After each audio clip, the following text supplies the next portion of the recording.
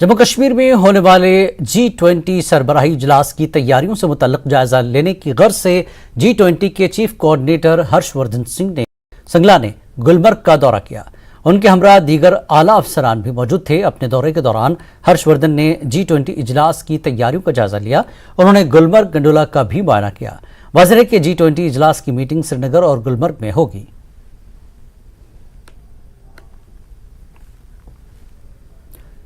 Agnipath recruitment scheme case में Delhi high court ने मरकजी हुकूमत को बड़ी राहत दी है। आला अदालत ने मरकजी हुकूमत की अग्निपथ स्कीम को दुरुस्त करार दिया और अग्निपथ स्कीम के आईनी हैसियत को चैलेंज करने वाली अर्जियों को अदालत ने खारिज कर दिया है।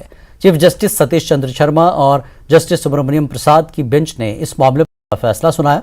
इससे कबल दिल्ली हाईकोर्ट ने पिछले साल 15 दिसंबर को इस मामले पर अपना फैसला महफूज रखा था। केंद्र सरकार की अग्निपथ योजना की वैधता को चुनौती देने वाली तमाम याचिकाओं को आज दिल्ली हाईकोर्ट ने खारिज कर दिया। हालांकि इस पूरे मामले में दिल्ली हाईकोर्ट के फैसले से केंद्र सरकार को बड़ी राहत हाथ लगी है।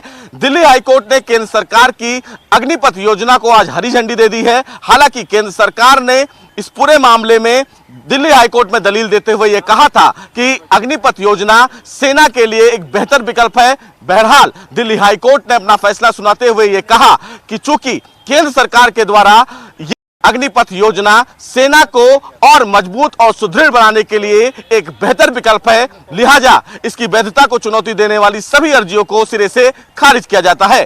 कैमरामैन मुनमुन के साथ सुशील पांडे, न्यूज़ 18 दिल्ली।